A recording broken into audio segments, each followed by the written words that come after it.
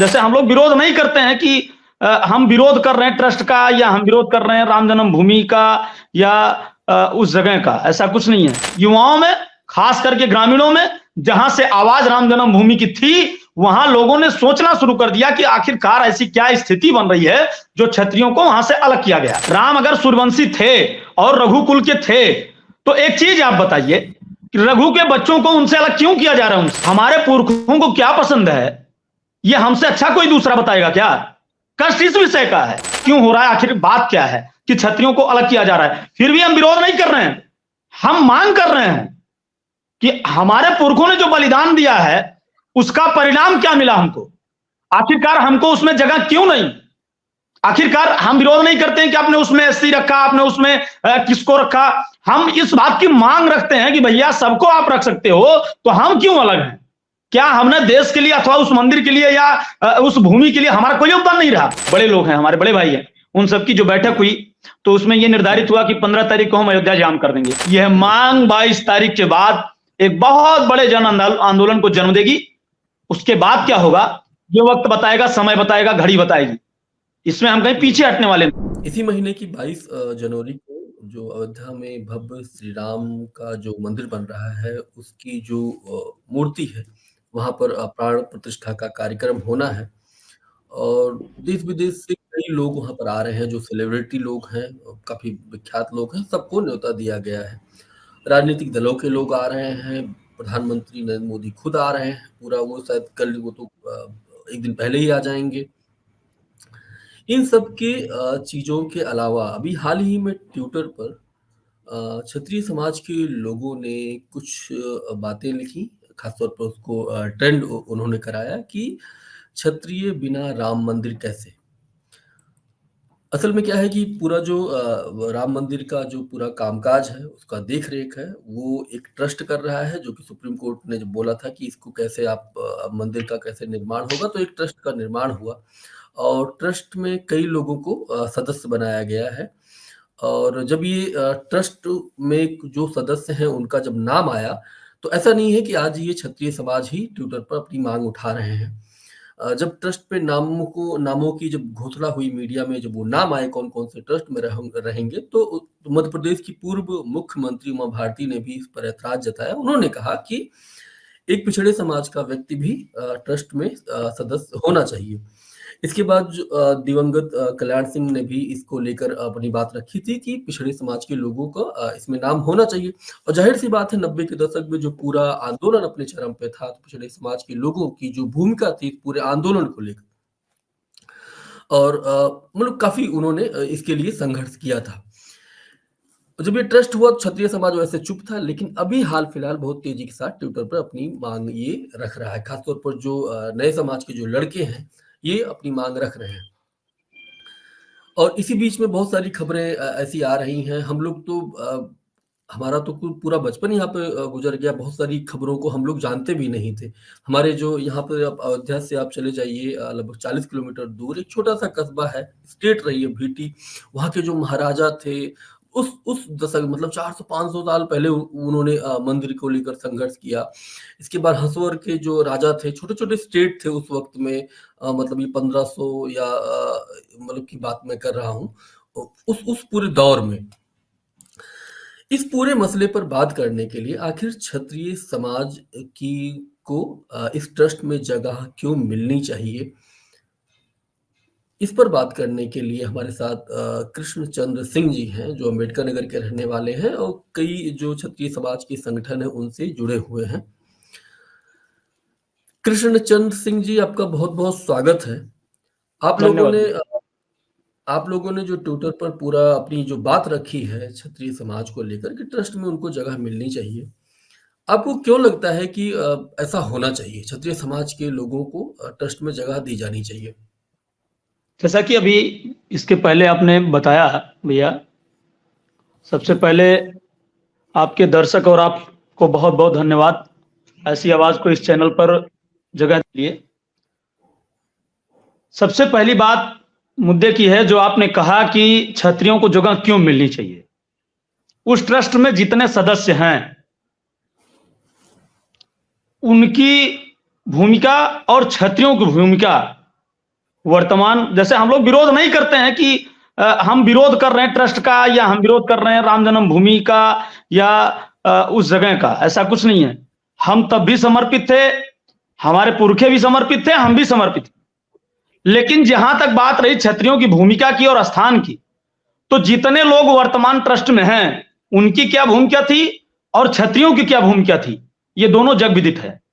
इसमें कोई अंतर खाना कुछ बचा नहीं है कि किसी को कुछ बताना हो। लेकिन अभी एक बात जो मुद्दे की आई है कि जब ट्रस्ट बना तब विरोध नहीं था और अब विरोध, अब ट्रेंड चल रहा है। तो एक बात भैया मैं आपके माध्यम से बता दूं, जब ट्रस्ट बना तो क्षत्रियों ने आवाज उठाई, लेकिन वर्तमान स्थिति यह है कि जो लोग क्षत्रियों के लिए अथवा सवर्णों के लिए आवाज उठाते हैं, चाहे सदन में चाहे राजनीतिक पार्टियों में, उनको तत्काल उसी हिसाब से दबा दिया जाता है। आपको इस मुद्दे से थोड़ा अलग अगर आप कहें तो लेके चलूं और उदाहरण सहित मैं बात करूंगा। जब सदन में भैया SC/ST एक्ट का प्रस्ताव रखा गया, उसमें परिवर्तन का, तो जो वर्तमान में पार्टी है भारतीय जनता पार्टी सरकार, इस सरकार के समक्ष जब ये बात आई सदन में पटल पे कि जो है SC/ST एक्ट में परिवर्तन होना है कि बिना मतलब जो है अगर कोई SC/ST एक्ट दर्ज करवाता है तो बिना विवेचना के जेल भेज दिया जाएगा। तो पार्टी के ही विधायक थे आदरणीय सुरेंद्र सिंह जी, उन्होंने विरोध किया और उसका भुगतान उनको हुआ कि उनका टिकट काट दिया गया, उनको पैदल कर दिया गया।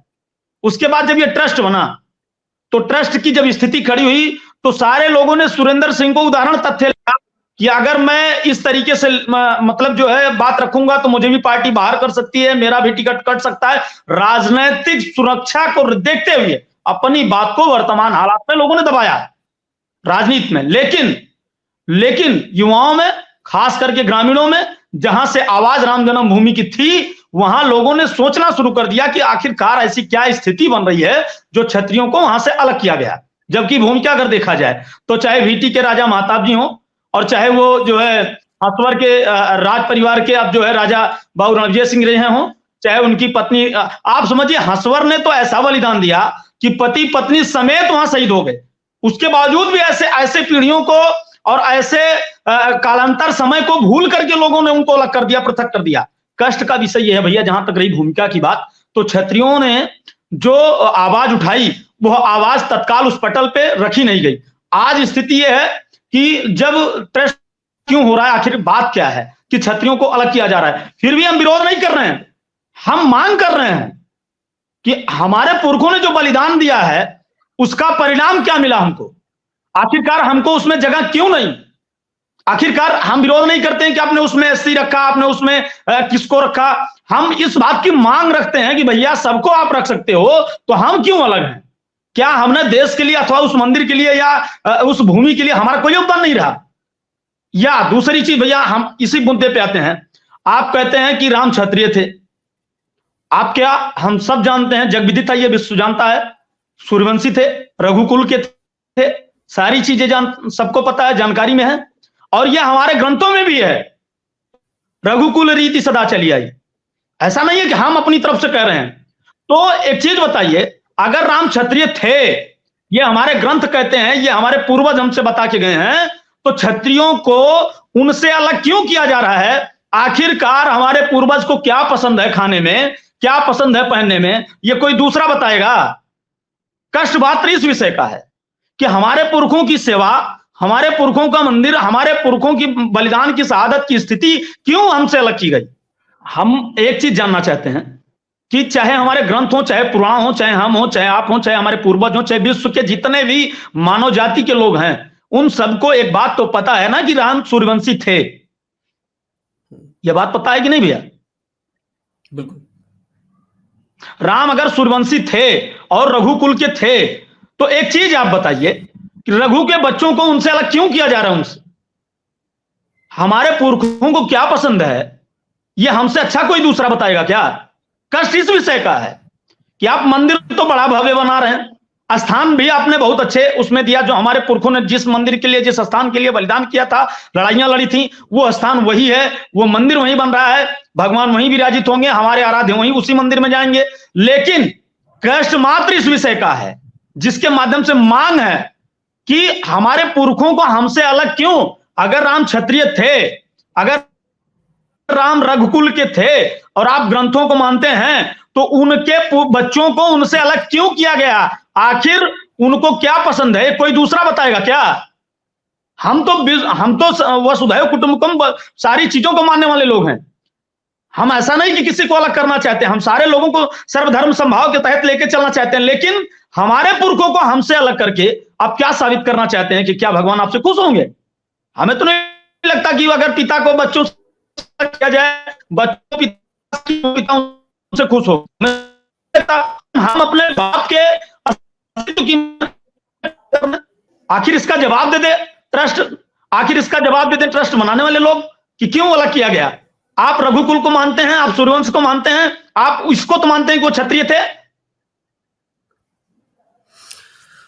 मैं ये कह रहा हूं कि अगर हम क्योंकि उत्तर प्रदेश में जिस तरह से अभी हाल ही में जब 2022 का जो पूरा चुनाव था और उसमें सीएम योगी ने इस बात को कहा कि मैं क्षत्रिय समाज का हूं, मतलब ईश्वर भी क्षत्रिय समाज में पैदा हुए हैं और मुझे इस बात का गर्व है। पहली बार किसी मुख्यमंत्री ने इस तरह बोला था और इसका असर ये हुआ कि पूरा क्षत्रिय समाज का एक बहुत बड़ा हिस्सा जो है बीजेपी को गया, वो वोट गया है। क्या सिर्फ एक चेहरा बीजेपी ने दिया कि मुख्यमंत्री योगी आदित्यनाथ को आगे कर दिया, और इसके बाद ही आप देखिए चाहे ईडब्ल्यूएस में देखिए कि ईडब्ल्यूएस में जो 10% जो रिजर्वेशन मिला हुआ है उसमें सबसे कम जो संख्या है क्षत्रियों की है ना? तो क्या ये सिर्फ मंदिर का ही सवाल है कि यह सरकार जो है, ये वर्तमान में जो केंद्र सरकार है, जो क्या इसको हर जगह जो है क्षत्रिय समाज के लोगों को अपमानित कर रही है? बहुत सारे लोग ये सवाल कर रहे हैं, भाई पीएमओ में क्षत्रिय कितने हैं? ओबीसी चलो ठीक है पूछ रहे हैं, क्षत्रिय कितने यही बता दीजिए। क्या ये सवाल नहीं है आप लोगों की तरफ से? मंदिर ही क्यों? और क्षत्रिय समाज का तो ना तो कोई बड़ा व्यवसायी दिखता है, जी और एक बड़े नेता है राजनाथ सिंह है, वो भी मुझे लग रहा है इस बार उनको टिकट भी नहीं दिया जाएगा, ये जो हालत है। जी, जैसे अभी आपने कहा कि सिर्फ मंदिर ही क्यों? हम उस वंश के हैं जो चंदा को भी मामा कहते हैं, हम सूर्य को भी अपना आराध्य मानते हैं, हम सिर्फ मंदिर पे इसलिए जाना चाहते हैं क्योंकि मंदिर हमारे अस्तित्व की लड़ाई है, वजूद की लड़ाई है। भाई जिनका कुछ नहीं था वो भी वहां अपना मस्जिद बना के खड़ा कर लिए। हमारे पुरखों ने लगातार मस्जिद के पहले भी लड़ाइयां लड़ी, मस्जिद के बाद भी लड़ाइयां लड़ी, आज भी लड़ाइयां लड़ रहे हैं। क्या हमारा इतना भी अस्तित्व नहीं है? पीएमओ तो आएगा, सरकारें आएंगी, सरकारें जाएंगी, सरकारों से कोई मतलब हमारा वो नहीं है, लेकिन हम जानना चाहते हैं आखिरकार हमसे हमारे पुरखों को अलग क्यों किया गया? कष्ट इस विषय का पहली चीज। दूसरी चीज, अभी जैसे आपने कहा कि योगी आदित्यनाथ जी अपने आप को ठाकुर बताए, हम एक बात जानना चाहते हैं कि जब आदरणीय मुख्यमंत्री जी मुख्यमंत्री बने थे, क्या इसके पहले भी उत्तर प्रदेश के लोगों को, मुझे जहां तक लगता है 95% जनमानस को यह पता नहीं था कि आदरणीय योगी जी किस जाति धर्म संप्रदाय के हैं, जहां तक हमको अवगत है। और क्षत्रिय थे, क्षत्रिय, हम ऐसा नहीं करते कि वो क्षत्रिय नहीं थे, आज भी वो क्षत्रिय हैं, परमात्मा करे उनके अंदर वो विद्वत्ता, वो जागृति रहे। लेकिन जो हमारे कुल को, हमारे वंश में पैदा होकर के, चाहे हम हो चाहे हमारा कोई भाई हो, अगर वो संत समागम में चला गया, संत के अवधारणा में उसने अपने आप को बदल लिया, वो चोला ऐसा होता है जहां तक जाति धर्म वर्ग विवेक, अगर आपके पीछे संत लिख उठा, आप संत समागम के सदस्य हो गए, तो आप एक तरीके से परिवार से विरक्त हो जाते हैं, अलग हो जाते हैं, फिर आप क्षत्रिय रह नहीं जाते हैं। आप ऐसे क्षत्रिय की बात हमारे सन्मुख रखते हैं जो हमारे आराध्य के लिए अगर अपनी बात को रख करके मंदिर निर्माण करवा रहे हैं, तो उनका तो भाई हम तथैव अपने दिल से नहीं, हमारे बच्चे भी, आने वाली पीढ़ियां भी, और हमारे जो वर्तमान के लोग हैं सब लोग सम्मान कर रहे हैं और करेंगे भी। लेकिन यही एक बात लगती है कि इस सम्मान का क्या मंदिर से सम्मान जोड़ा जा सकता है क्या? भाई हम अपने बाबा को पिताजी तो नहीं कह सकते ना, हमारे बाबा तो हमारे बाबा ही रहते हैं। पिताजी का सम्मान अलग है, बाबा जी का सम्मान अलग है, दोनों को सम्मान को आप समेट के एक पटल तुम नहीं रख सकते ना भैया। हम एक पटल पे बात नहीं करते, पूरे भारत की बात करते हैं भैया। आप अलग करते हुए जा रहे हो, हम फिर भी आज भी चट्टी चौराहे पे सबसे ज्यादा लड़ने वाले कौम हैं आपके लिए। हमको मंदिर से नहीं अलग किया गया, राजनीति से भी काटा गया, लेकिन फिर भी हम आज सबसे ज्यादा बलिदान देने के लिए तैयार हैं। उसका सिंगल एक कारण है, आप हमारे जो अस्तित्व की लड़ाई थी, जो वजूद की लड़ाई थी, उसमें हमारे साथ कहीं ना कहीं खड़े जरूर हैं। उसका सम्मान हम आज भी करते हैं। बाकी बात रही ट्रस्ट की, तो ट्रस्ट में स्थान हमको चंदा के लिए, ना उसके जो खजाने हैं उनके लिए, ना जो पोटली बनेगी उसके लिए, ऐसा कुछ नहीं है। एक सदस्य आप बना दिए होते, यजमान न बनाते मित्र, सिर्फ एक सदस्य बना दिए होते, वही हमारे लिए बहुत बड़े गौरव की बात थी। आज हम किस चेहरे से बात करें कि हमारे पुरखों के लिए जो मकान बना है उसमें हमारे लिए जगह नहीं है।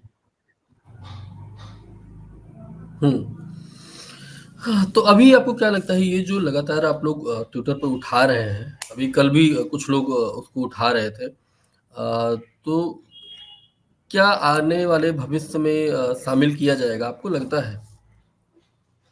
भैया जैसे शामिल करना ना करना तो ट्रस्ट के जो बनाने वाले लोग हैं उनके ऊपर निर्धारित करता है, लेकिन आपने अभी देखा कि जब तिथि निर्धारित हुई, 1 तारीख आया, तो हमारे जो कुछ आपने मतलब बड़े लोग हैं, हमारे बड़े भाई हैं, उन सबकी जो बैठक हुई तो उसमें यह निर्धारित हुआ कि 15 तारीख को हम अयोध्या जाम कर देंगे। लेकिन फिर हमारे बुजुर्गों ने एक बात बताई कि यह करना हमारे सम्मान के खिलाफ है, कि हमारे पूर्वज के स्थान पे ही मंदिर बन रहा है, हम लोग वहां अगर आंदोलन करेंगे तो यह होगा क्षत्रिय ही इनके साथ नहीं है, तो हम अपने पूर्वज का अपमान नहीं करेंगे। लेकिन यह मांग 22 तारीख के बाद एक बहुत बड़े जन आंदोलन को जन्म देगी। उसके बाद क्या होगा, जो वक्त बताएगा, समय बताएगा, घड़ी बताएगी। इसमें हम कहीं पीछे हटने वाले नहीं। हम अपना स्थान, हम कहते हैं कि हमको कोई भीख नहीं देगा तो तुमड़ी तो फोड़ेगा नहीं। हम भीख मांगने वाले लोग नहीं थे, लेकिन अगर इसके लिए हमको भीख भी मांगना पड़ेगा अपने स्थान के लिए, अपने अस्तित्व के लिए, वजूद के लिए, पुरखों के लिए, बलिदान के लिए, तो उसके लिए भी हम तैयार हैं, कटिबद्ध हैं। एक लड़ाई और सही, इसमें कहीं पीछे हटने वाली नहीं है। बस जो चीजें हो रही हैं सम्मानजनक, अभी परमात्मा अपने मंदिर में पहुंचे, अपने स्थान पे पहुंचे, उसके लिए जो स्थान हम लोगों को मांगना है वो समय के अनुरूप हम लोग अपने स्थान पे लड़ेंगे, मांगेंगे। लड़ाई तो रहेगी।